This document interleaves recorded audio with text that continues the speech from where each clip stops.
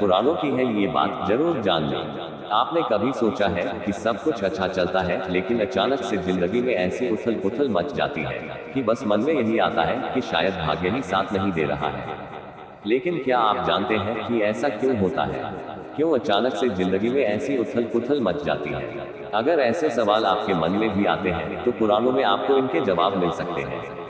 भगवान श्री कृष्ण और अर्जुन से जुड़ा ऐसा ही एक रोचक किस्सा हम यहाँ शेयर कर रहे हैं, जिसके जरिए आप जान पाएंगे कि वह कौन से कार्य हैं जिन्हें करने से भाग्य साथ छोड़ देता है। आइए जानते हैं। श्री कृष्ण और अर्जुन का ये संवाद हैरान कर देगा। पौराणिक कथाओं के अनुसार एक बार श्री कृष्ण और अर्जुन नगर भ्रमण के लिए निकले। रास्ते में उन्हें भिक्षा मांगते हुए एक ब्राह्मण दिखाई दिया। उसकी दशा देखकर अर्जुन का हृदय दया से भर आया और उन्होंने उस ब्राह्मण को भिक्षा में स्वर्ण मुद्राओं से भरी पोटली दे दी।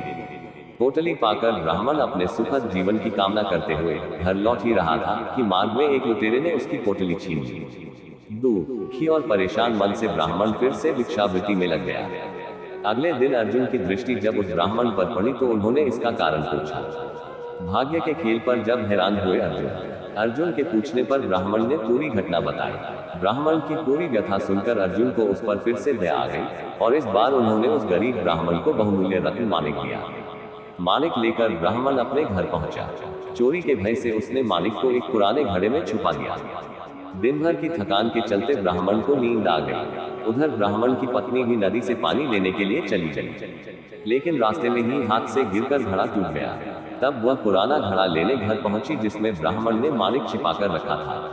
तब जैसे ही ब्राह्मणी ने नदी में पानी भरने के लिए घड़े को डुबोया, वह मानिक भी जल के वेग के साथ बह गया। ब्राह्मण को जब इस बात का पता चला तो अपने भाग्य को दोष देता हुआ फिर से भिक्षावृत्ति में लग गया। हैरान अर्जुन ने पूछी श्री कृष्ण से तब ये बात। कई दिन गुजर गए, ब्राह्मण वैसे ही भिक्षा मांगता रहा। इसी दौरान एक बार फिर श्री कृष्ण और अर्जुन नगर भ्रमण पर निकले। वहां उन्हें वही ब्राह्मण फिर से भिक्षा मांगते हुए दिखाई दिया। अर्जुन तो हैरान रह गए। उन्होंने ब्राह्मण से इसका कारण पूछा। तब उसने सारी घटना कह सुनाई। सब कुछ सुनकर अर्जुन काफी निराश हो गए और गहरी चिंता में पड़ गए। तभी श्री कृष्ण ने अपना हाथ ब्राह्मण की ओर बढ़ाते हुए उसे 2 कौड़ियां दी। अर्जुन ने श्री कृष्ण और देखते हुए आश्चर्य से पूछा कि प्रभु, मेरी दी स्वर्ण मुद्राएं और मानिक के सौभाग्य की दरिद्रता न मिटा सकी, फिर इन कौड़ियों से इस ब्राह्मण का क्या होगा? मुस्कुराते हुए श्री कृष्ण ने अर्जुन को दिखाई भाग्य की ऐसी चाल। अर्जुन के इस सवाल पर श्री कृष्ण ने कहा कि वह ब्राह्मण देवता के पीछे पीछे जाएगा। देर शाम हो गई, ब्राह्मण भिक्षा लेकर घर लौटने लगा। तभी उसे पास की नदी में जाल में तड़पती एक मछली दिखाई दी। ब्राह्मण को उस मछली पर दया आ गई। उसने सोचा कि इन कौड़ियों से मेरा क्या होगा। यह विचार करते हुए जाल में फंसी मछली का सौदा मछुआरे से कर लिया और कमंडल में मछली डाल नदी में छोड़ने चल पड़ा।